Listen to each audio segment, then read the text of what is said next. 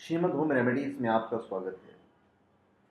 और हम आपको बताएंगे कि भारत में अगर हिंदुओं की संख्या मुस्लिम से कम हो जाए या मुस्लिम की संख्या हिंदू से अधिक हो जाए तो क्या होगा।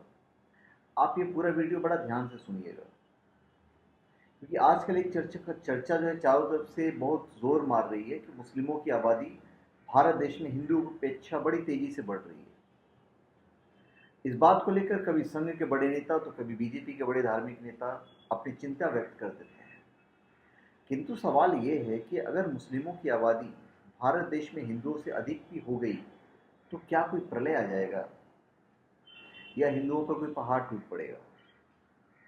असल में जिस तरह से चिंता की जा रही है वो वाकई गंभीर लग रहा है। तो हम आपको कुछ चीज़ें बताने जा रहे हैं। जैसे जो आंकड़ा ये लोग बताया जा रहा है कि 2035 तक भारत में मुसलमानों की आबादी बढ़कर 92.5 करोड़ हो जाएगी और हिंदू की आबादी सिर्फ 90.2 करोड़ तक पहुंच जाएगी। 2040 आते आते हिंदू त्यौहार मनाने बंद हो जाएंगे, बड़े पैमाने पर धर्मांतरण और गैर मुस्लिम का नरसंहार होगा और 2050 तक पहुंचते पहुंचते मुसलमान 189 करोड़ से भी ज़्यादा हो जाएंगे और भारत एक मुस्लिम राष्ट्र हो जाएगा। अब जब ऊपर दिए गए आंकड़ों को खोजने का प्रयास करेंगे तो आपको ये आंकड़े हजारों जगह मिल जाएंगे, किंतु अब सवाल फिर वही है कि क्या जब भारत में मुसलमान ज़्यादा हो जाएंगे तो क्या हिंदू पर पहाड़ टूट पड़ेगा।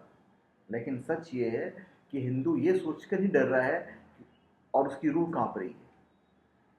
असल में राजनीतिक लोग फायदा उठा रहे हैं। इस खबर को इस तरह से फैलाया जा रहा है कि अब इसको सुनकर हिंदू डर रहे हैं और इसका फायदा चुनाव में राजनीतिक दल उठा रहे हैं। हिंदू डरकर अपनी विचारधारा वाले लोग की तरफ भाग रहा है और मुस्लिम खुश होकर अपने लोग को वोट दे रहा है।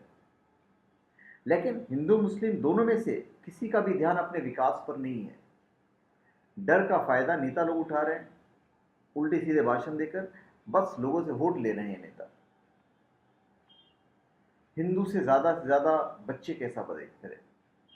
एक मिथ है कि मुसलमान हमेशा लगता है कि बहुत ज्यादा बच्चे पैदा करते हैं। हिंदू को बार बार बोला जा रहा है कि आप कम से कम 4 बच्चा पैदा करें।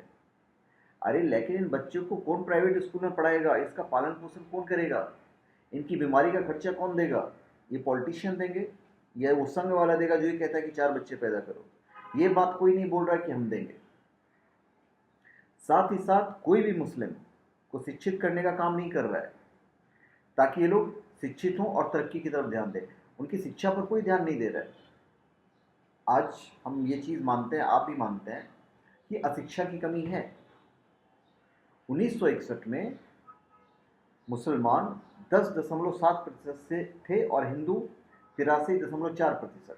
2001 में मुसलमान बढ़कर 13.4% हो गए और हिंदू बढ़कर 80.5% रह गए।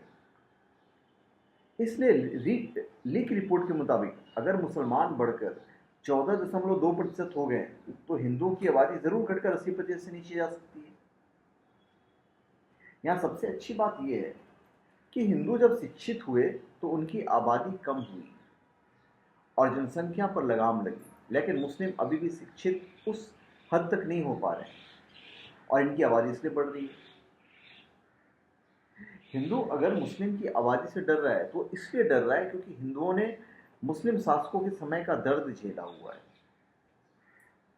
मुस्लिम भारत में आए और उन्होंने हिंदू मंदिरों को तोड़ा था और साथ ही साथ आज के मुस्लिम नेता जो बयान दे रहे हैं कि हिंदुओं को काट दिया जाएगा, इसको लेकर हिंदुओं में असली डर है, क्योंकि ऐसा उल्टी सीधे बयान इन नेताओं को देना नहीं चाहिए।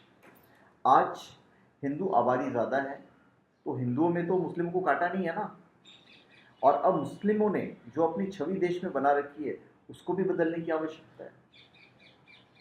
मुस्लिम मदरसों से निकले और बड़ी यूनिवर्सिटी में जाकर नाम कमाएं, क्योंकि मदरसों में अब ज़्यादा कुछ रखा नहीं। आप थोड़ा सा पढ़ लीजिए मदरसा में, आप कुरान पढ़िए, हर चीज़ पढ़िए, उर्दू जानिए, उसके बाद आप यूनिवर्सिटी की तरफ जाइए, क्योंकि जब मुस्लिम शिक्षित होगा तो उनकी पहचान भी बदलनी शुरू हो जाएगी और तब मुसलमानों में विश्व में कोई उनसे कोई धर्म नहीं डरेगा।